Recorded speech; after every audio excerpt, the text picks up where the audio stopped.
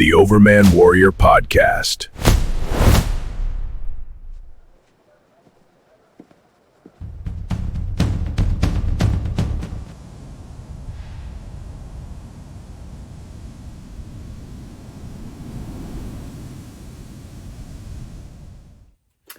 Hi, it's Rich Hoffman here. I've talked a lot about this nice poster I have of the Newark Earthworks in Ohio, the Hopewell culture, and I've expressed that I've been reluctant to talk about my personal thoughts on that, but I think we're in the age of disclosure, and so we should talk about the thing nobody wants to talk about. And I think it's very interesting. I just read a few good books about the Hopewell Earthworks in Ohio. And if you're in Ohio, it's hard not to know about the mound culture. Very prominent. I'm happy to see them become UNESCO sites because they deserve it. I mean, they're as equal on Earth as something of historic value as the pyramids or Machu Picchu or any great thing you hear about in a book or a history from some faraway land. In Ohio, the Adena, the Hopewell mounds, as they call them, are some of the most significant things in the world. And they should be designated as historic markers. But when I look at them, and I look at the precise mathematics, and you understand kind of where they're at, what made them, and you think about what effort it took to make them, I think it hints at something else. Something that nobody has wanted to discuss. And I think it's important to discuss it. And I noticed they had a picture. I knew I saw it somewhere. I was going through John Hancock's book on the Hopewell mounds. And he's got a couple of them that are out. One of them is a travel guide kind of thing. And it is reluctant to talk about the shaman of Newark. This guy right here. And I knew, and his other one does have it in there, and I think that's very significant. Because I would say, in my experience, shaman, people in their cultures who profess to be shamans, are opening themselves up to communicating with life forms that are not quite like us. And they get messages all the time, and entire civilizations could have been guided by shaman inquiries. And what opens that up is some of the reportings that come back from ayahuasca use, and what people report when they consume ayahuasca as far as interacting with other beings. And what's I thought very interesting is ayahuasca users report almost identical information as you find from UFO abductees. And this came to my mind, not purposefully. All right, so like I said, I don't necessarily want to be that guy. I didn't wake up and say, I'm going to build my life around explaining UAP events. It just happens to be like everywhere, and you got to talk about it. So I was taking my grandchildren over into Richmond, Indiana, to get fireworks for the 4th of July. And the one we go to, the Sheltons, big Sheltons facility they have right across the border. You park in Ohio, you cross a very little line in the parking lot, and then you're in the Shelton place, that one.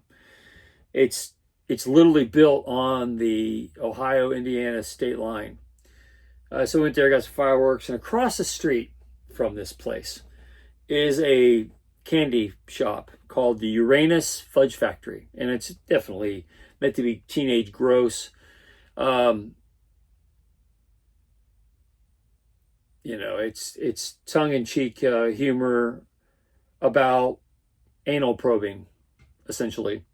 And it's a fudge factory, and you go there and you buy fudge, and it's actually it's a cool place. It's a good little tourist destination along I-70, And I had to explain to my grandchildren why you go to this fudge factory. They thought it was cute because they're like teenagers, preteens, and they're laughing at the name of it. They can't believe there's a name like that, and that you walk in and you go to the front door and it says, "Hey, you're going in the front door, not the back door." You know, there's all these references to anuses and fudge packing. Lots of terminology that teenagers find very funny. It's a cute place.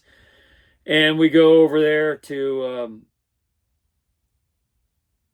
we were getting fireworks, so they wanted to see what this place was all about. We go over there to check it out, and it's a funny place. They have dinosaurs out front. They have a giant cross from a big church in the same parking lot as the fudge factory, and it's a gigantic cross, probably 70 feet tall. It's huge. And then in the same parking lot is the fudge factory and all these references to anal identifications. But when you go in there, they have this alien theme going on. And anal probing, abductees. And I find it, and it reminded me, because I was reading these books from Greg Pasden. This one and this one, I've talked about them before. I'm reading these, been studying up because Anna Paulina Luna is talking all the time, every day, about UAP disclosure and congressional testimony. This guy, Greg Pasden, he's an Ohio guy, Ohio National Guard. He's a whistleblower, one of many. I've talked about how I know colonels from Wright Pat, so I know a little bit about the Hangar 18 there. The shop talk, and Greg Pasden very much talks shop talk in this book. How pilots talk about what they see out there among themselves, not necessarily how it gets filtered through society. So I guess the theme here is we're talking about how things are hidden in the open. You might pass by them every day. Do you know your neighbors very well? The people who live 2 or 3 houses down from you. You probably know of them. You might wave at them as you go by the mailbox, but do you know much about them? And I think what we have on planet Earth, which Craig Pasden in these books, aliens among us, gods at war. I think we're talking about, we have neighbors all over the planet that are likely, they're intelligent life forms that are millions of years old. We don't know where they came from. We just know they've been here. His premise in these books is that they've been here for years. They've technology. And our governments, they're not necessarily extraterrestrials. He calls them crypto-terrestrials. John Keel calls them ultra-terrestrials. But they're intelligent life forms that, as he says it, as a fighter pilot for the Ohio National Guard, and he was an airline pilot, and he's done a lot of things. You know, pilots are smart people, and they tend not to be too kooky.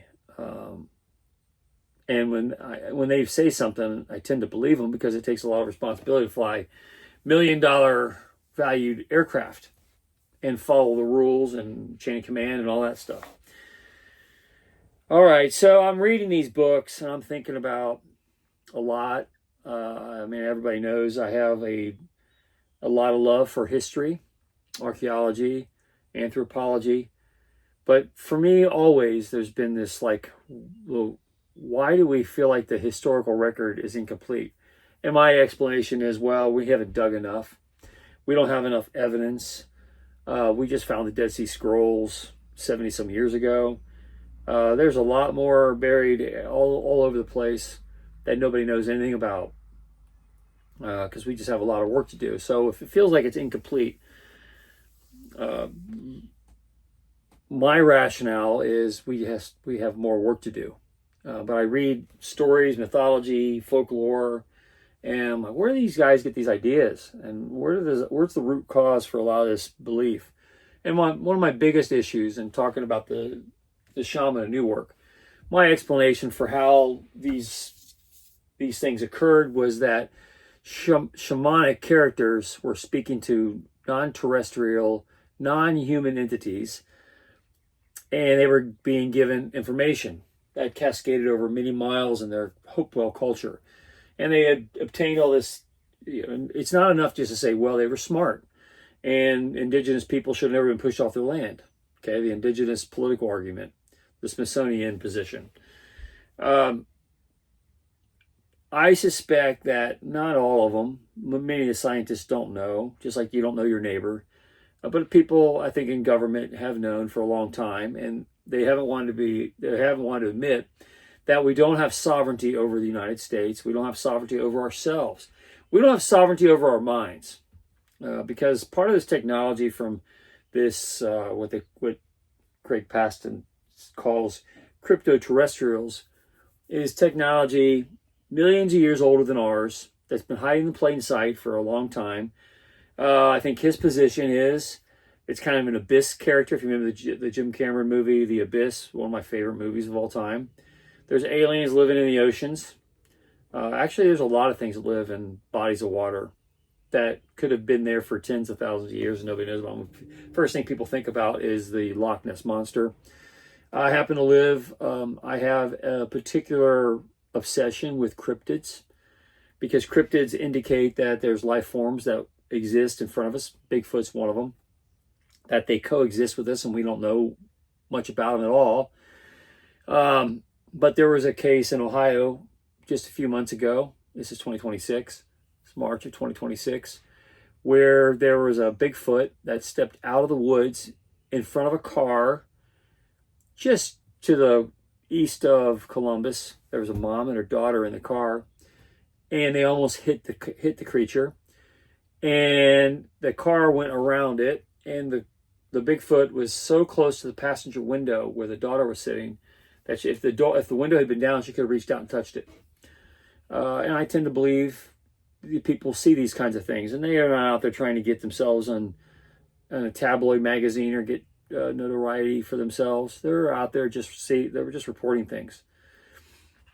So I'm interested, and I know I talk about the cryptids because there's a legend in the 70s of the frogman of Loveland. It's the Loveland frogman. And when we talk about cryptids, we're talking about Mothman, the Point Pleasant incident. I love the museum at Point Pleasant. I love the open exploration of cryptids, the unknown phenomena. UFOs are always a part of that. Because I think it's interesting to consider what humans will accept and not accept.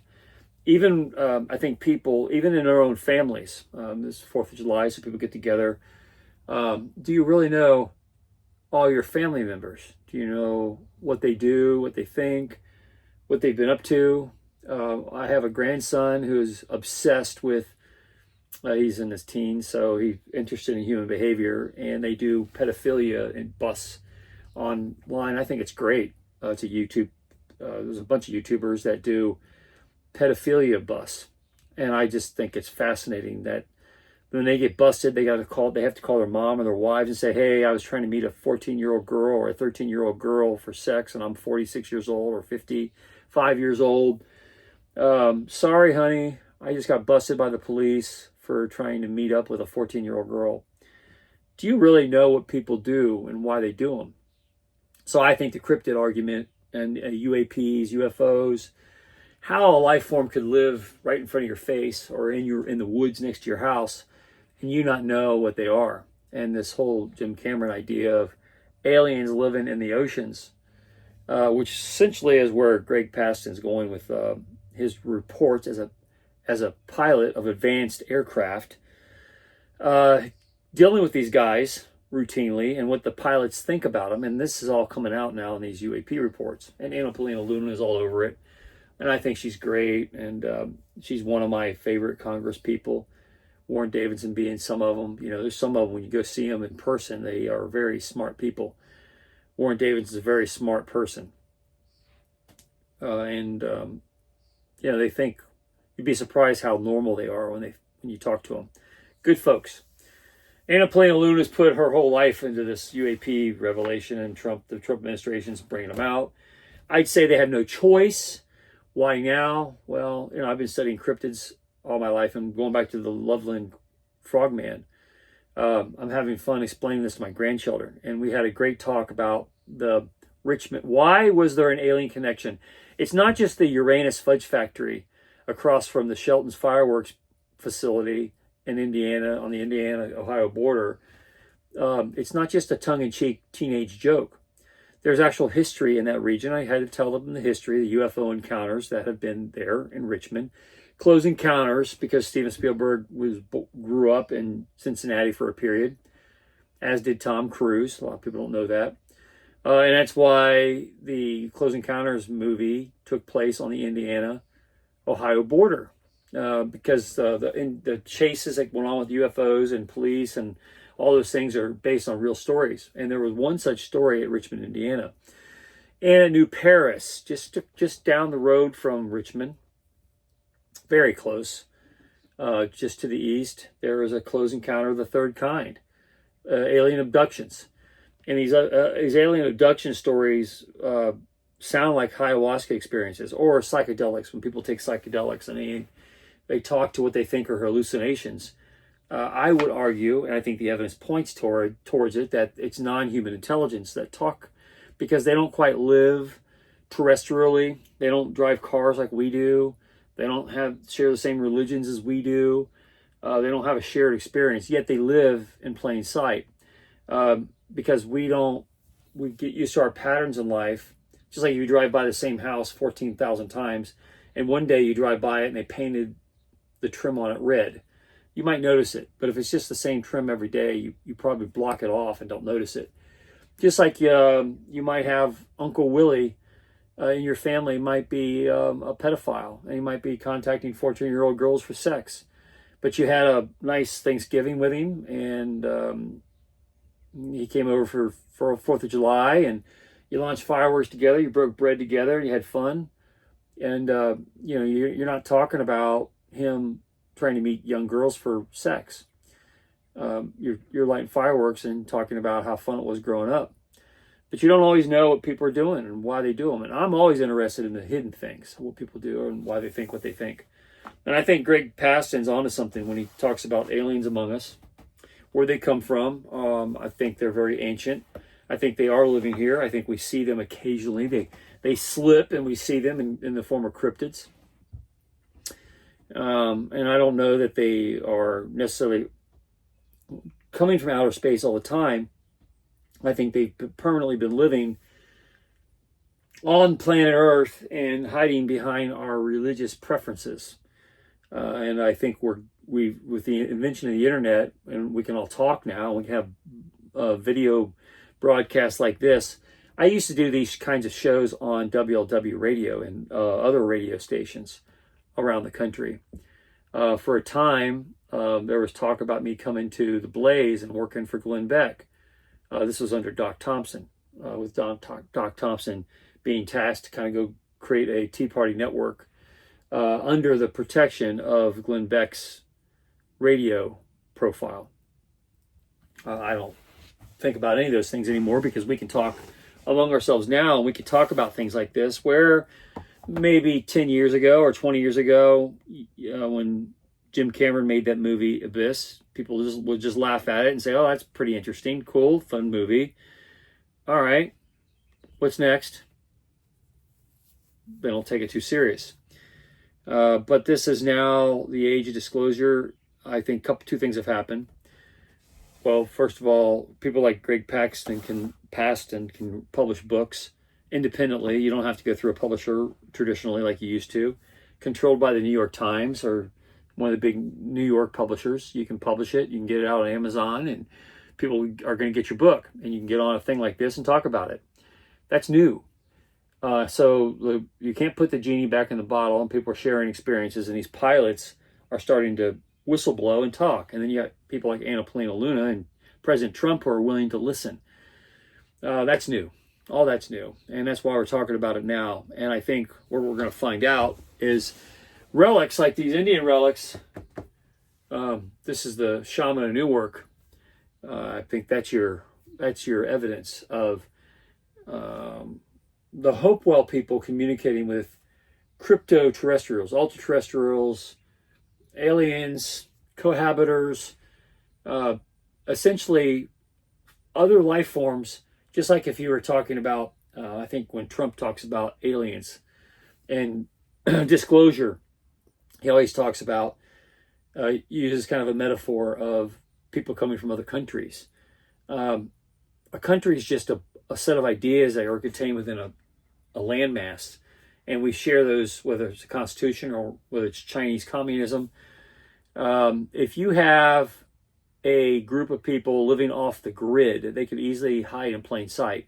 And I think the frogman I've always thought that the frogman of Loveland was a gray alien of some kind that had got caught out in the open by police.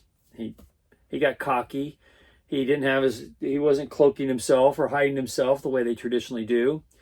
And he got caught crossing a road, stepping over a guardrail and going down the Little Miami River.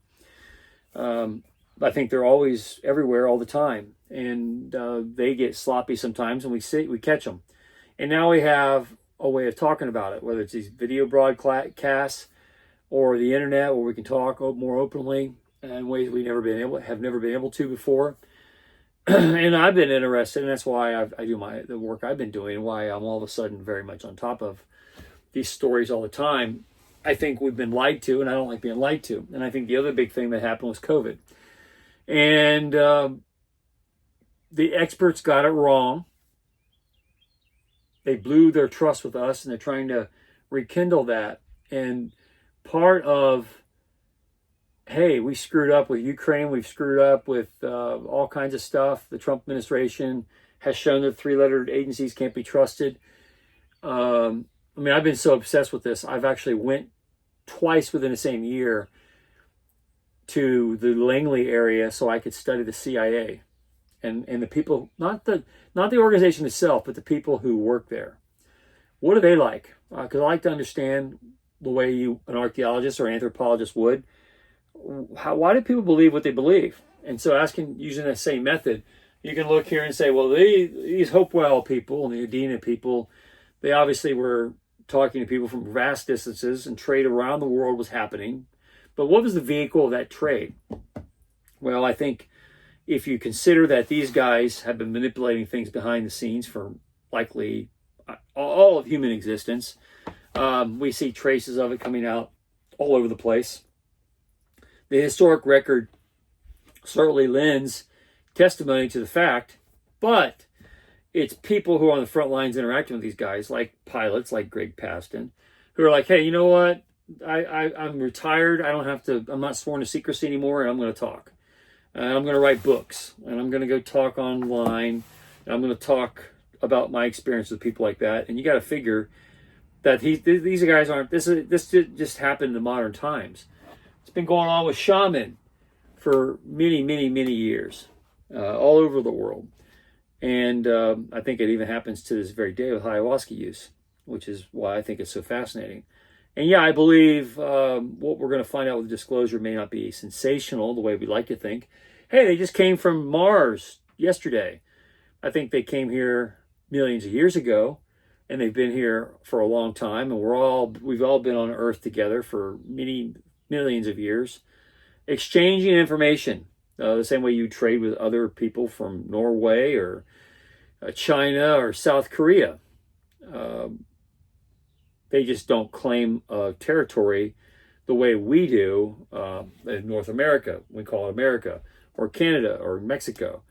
If you're off the grid, living among those who claim a grid, you could easily have people hiding secrets right in plain sight, just like pedophile Larry, who comes over for the 4th of July and is lighting off fireworks, and you might think, oh, I love that guy. Good old uncle. But he goes home and starts text messaging 14-year-old girls for sex, and you would not know that talking to him at dinner. I think you have I think the cryptid explorations, the Bigfoot sightings, the frogman of Loveland, the Mothman wasn't just found at Point Pleasant in West Virginia, around all the mounds. The mounds always have hauntings. That's something that nobody likes talking about. The amount of hauntings that go on there, and I call it paranormal recurrence, where shaman were communicating with entities a long time, getting information, and those entities come back looking for their contacts, and their contacts may have been dead for 200 or 300 years. And they're no longer around, but you see the ghosts, they occur.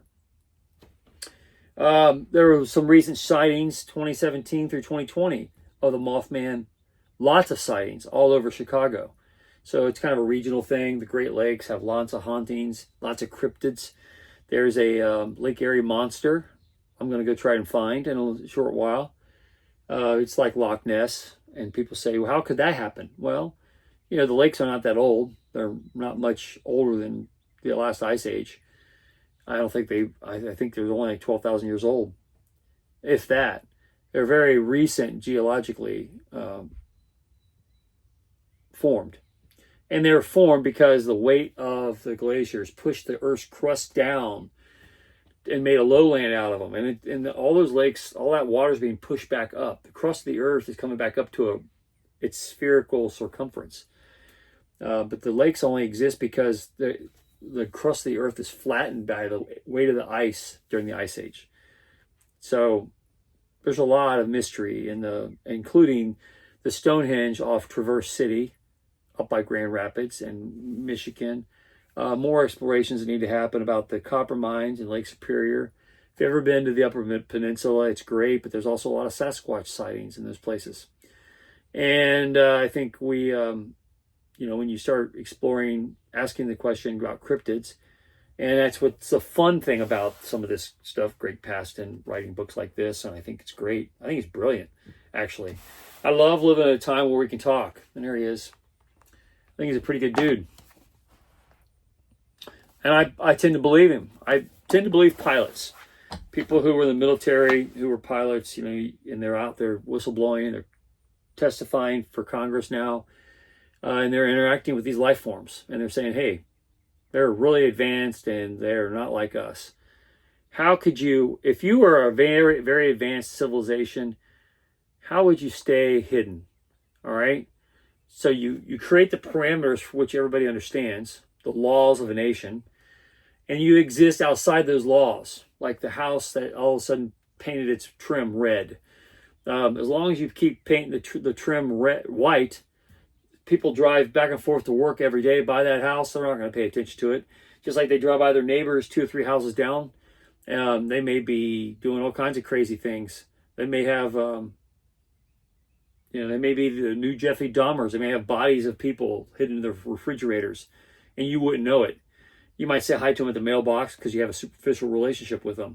Cryptids come and they go. We see them. Pilots are running into them all the time. Shamans have been interacting with them for a long time. And high priests under intoxication, and I say the high places in the land of Canaan, Israel, where they talk to multiple gods, Yahweh being one of them. I mean, look, Moses talked to a burning bush. A flaming bush.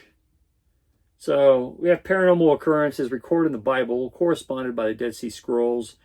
And now we have reports of probably life forms living among us that are outside our normal existence, outside the rules of our polite society, outside the rules of communist-controlled China or capitalist-driven self-government United States.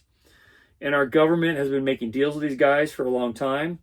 They can't hide it anymore because the internet prevents it. We can talk openly now, and because of COVID, and they really blew it with the COVID thing. They have to fess up and say, "Hey, we don't have sovereignty. These guys are running around. We can't control it. Our pilots can't stop them and give you a false sense of security. So we'll just fess up and tell you what we know." And we're going to let it come out, drip, drip, drip through the Trump administration. We can't trust 3-lettered agencies anymore, so let's go ahead and get it on the table and talk about our Uncle Larry who is molesting children. And what are we going to do about it as a family? I think that's what we're dealing with here.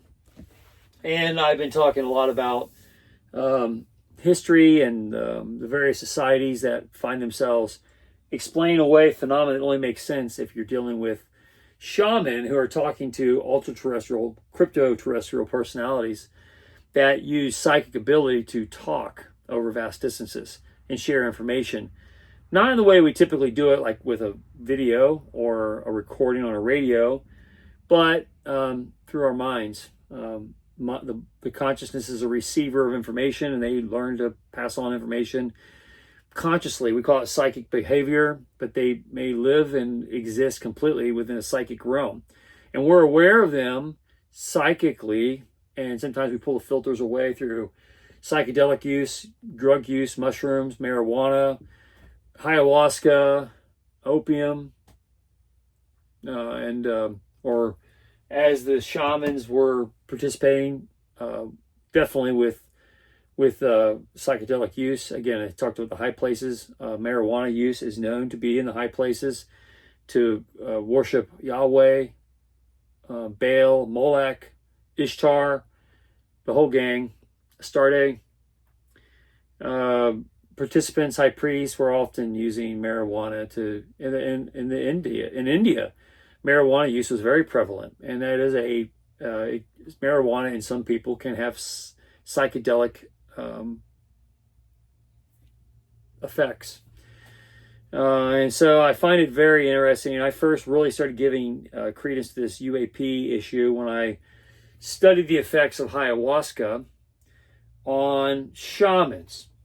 And anywhere you have a shaman, and the takeaway for me is that these indigenous people were talking to crypto-terrestrials. They weren't smart on their own. They had shaman cultures that spoke to spiritual entities that were probably existing outside our normal experience, and they communicate not with words on paper or a video, but through telepathy or through in your dreams. And people don't want to think about that, just like they want to think about Cousin Larry or Uncle Larry molesting 14-year-old girls. You want to think that your mind's your own, and that, hey, I want to tell Aunt Sally that her butt is fat. She's fat. She looks big. She should not eat so much cake. But you don't say it because you want to be polite, and she gives good birthday cards. So you keep it nice and don't tell her she's fat. In a lot of ways, we want to believe that our minds are our own and we control them. But then we willingly surrender them every time we get drunk or smoke dope or alter our consciousness in some way, and then we wonder where all these goofy thoughts come from. Well, I think Greg Pasden is onto something when he's talking about they've always been among us, and they have wars among themselves, and we're their chess pieces, which is why I'm talking about this now and why the age of disclosure is so important. How do you have a sovereign country if you don't have sovereignty over your country or yourself? And these guys have been manipulating that sovereignty from the very beginning. And it's better to know than not. So more to come on these books. They're fabulous. I really like guys like him. Greg Pasden and the whistleblowers that are coming forth now that they've retired from the military, and they're talking. And we have Congress people like Anna Paulina Luna and people in the executive branch like President Trump, Marco Rubio, who are willing to talk about this stuff for really the first time, declassify, get it out there. Like I said, I've been out to Langley. I've been out to study the people who work at the CIA and the FBI. I think I know them pretty well. And my conclusion is it'd be easy to pull wool over those guys' eyes because they're so bent on power and retiring by the time they're age 55. They're never going to rock the boat, especially when it comes to what are you going to do about this if you don't have control over it anyway? What are you going to do about Uncle Larry? You care about him. They're in your family. You don't want to bring disgrace to your family by exposing him to his pedophilia. So a lot of people will bury it. And the same thing with a lot of these cryptids. These cryptids show up all over the place. The Frogman of Loveland, the Mothman, that's so popular. The various Bigfoot sightings, they're everywhere. Cryptids. The Lake Erie sea monster, Loch Ness Monster. The hints of these things keep popping up. And I think they've learned to hide in plain sight for a long time. Occasionally they mess up and we see them. Sometimes they interact with our pilots with advanced aeronautics. And I think they probably get in trouble for these exchanges because they're not supposed to be seen. There's a lot of places on Earth you can hide in plain sight where nobody would know until you paint your house with red trim. And then people might notice. And that's what's happening now is we have the internet, we have COVID, and people are backing off defending COVID because the experts got caught lying to us. So there's people distance themselves from it. And now they have whistleblowers galore everywhere. We're finding out we had biolabs all along that taxpayers were funding in Ukraine and in China, and it led to the COVID catastrophe. And we are finding out from those same leaky sources, oh, wow, there's aliens among us, and they've been living among us all the time, and our governments have been making deals with them in exchange for information. Okay. So I'm going to be spending a significant amount of time digging into this one because I tend to do that decades ahead of when people actually becomes fashionable. And we're going to talk a lot about shamans and how they've shaped history by talking to these guys. And it totally rewrites the history books. And we're going to have a lot of fun doing it. It's going to be a blast. People are going to it's going to be very entertaining. So enjoy the ride. Matrix Rothman here. Share, subscribe, make tomorrow a better day. If you haven't read my book, The Gunfighter's Guide to Business, I think you'll love it. And back to the fudge factory in Richmond. I had explained, because my grandchildren didn't know it, a lot of people driving up and down I-70 have no idea of the UFO sightings that were at Richmond and New Paris, just across the border. Very scary UFO sightings. Close encounters of the third kind, where ships landed and took people. So a culture, just like in Point Pleasant, they make fun of it. They have fun with the cryptids. They have fun at the museum. They have a big statue of the Mothman downtown Point Pleasant. And what I saw at the Fudge Factory, and I wasn't going to go over there because even though my grandchildren really wanted to go over there and have fun with the funny name, Uranus, the Uranus Fudge Factory. Really tongue-in-cheek. I was not surprised to see that there was a level of seriousness with it, that it wasn't just adolescent humor that they're going for. They're actually coming to terms with the UFO sightings that took place in Richmond years ago. And they're just like Roswell does. When something traumatic like that happens, it's good for tourism to embrace it, put your arms around it. But it's also part of the psychology of dealing with it. All these things living in plain sight. And at any minute, a UFO could land in your yard. And I've had experience when I talk about that. A UFO could land in your yard and take your loved ones, and you can't do anything about it. You have no control over your sovereignty. Governments get power because they give you the illusion that they're protecting you until these pilots come out and say, we can't protect you. They outrun us all day long, and we've been dealing with them for 30, 40 years, and nothing we have can keep up with them. And there's at least 4 different species of them running around all over the place. Quietly, the experts are saying, yeah, we couldn't protect you. We caused COVID, and also, by the way, there's these aliens among us. And we've been trying to broker peace with them for years and live in harmony, and we do what they tell us, and they help shape our political discourse. And that's where a lot of our dumb ideas come from. And that's why I write the Politics of Heaven. Because I want to know, was Satan a Democrat or a Republican or something else? What would be the political motivations of an alien? Would they be Republicans? Would they be Democrats? Would they embrace Karl Marx? Or it's not just secret societies out there pushing this stuff. The Masons often get blamed for, and I think they help perpetuate it, Marxism. Karl Marx came out and Engels came out with this stupid idea called Marxism. And it found its way to every corner of the earth. How'd that happen? Is that because of these guys working in the background, working through our modern version of shaman, giving them dumb ideas, and then perpetuating that into your controlled government cultures? And is the hatred of the United States driven by these guys because it undoes their power structure to control the earth from hidden places? That's what I want to know. That's why I'm writing The Politics of Heaven. That's why I explained to them that this isn't this Uranus fudge factory across the border in Indiana, across from the Shelton's fireworks place. It's not just adolescent humor. This is actually a serious thing where there are UFO sightings here, and this is their way of coming to terms with alien abductions, actually stealing people off their farms, and putting them through anal probes. That's why they named the fudge factory, the Uranus fudge factory. It's terrifying, the thought of being taken by aliens and having an anal probe stuck up you and being analyzed without your control, or your family being able to stop you, or your government being able to protect you. And so not having that protection, what do? They come up with some comical means of dealing with it. And that's in Richmond, Indiana, the Uranus fudge factory. They have alien paraphernalia. When you walk in, there's like pictures of aliens and stuff everywhere. And it's all about the anal probes from the New Paris UFO sighting, where people were abducted and bad things happen to abductees. Same as people who go through ayahuasca, or shamans who take psychedelics to communicate with whoever or whatever, and they get information from whatever, and then they act on their culture.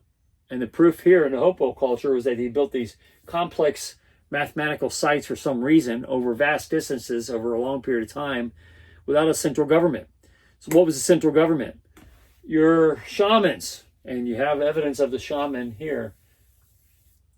And because in ACPRA, they're trying to give back all these images of alien relics, and that's part of the cover-up, actually. Because if you don't have the evidence, how can you say that something is happening?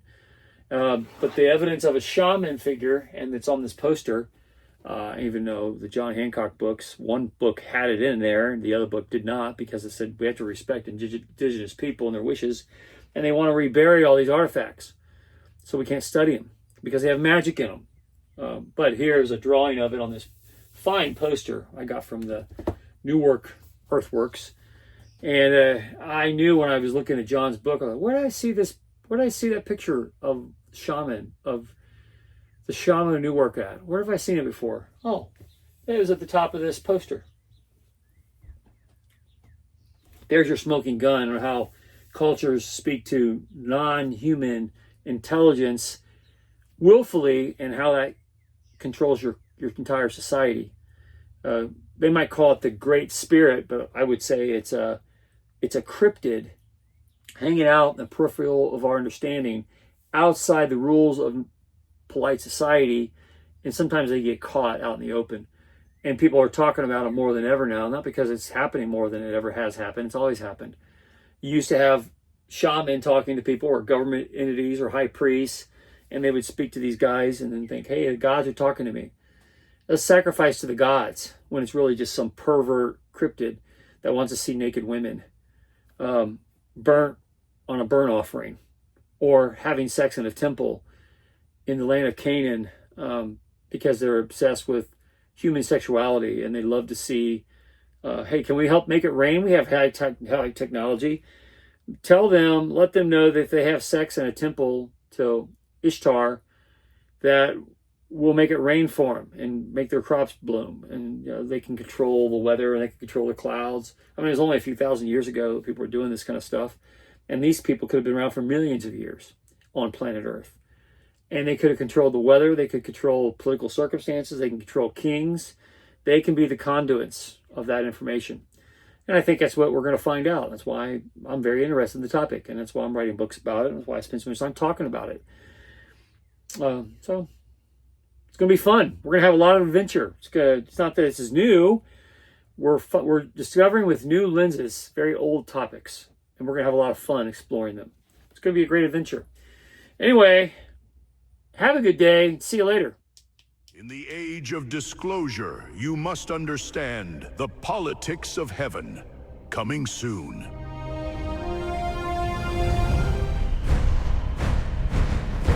Coming soon. The Politics of Heaven in 2027. A treasure hunt through heaven and all human history.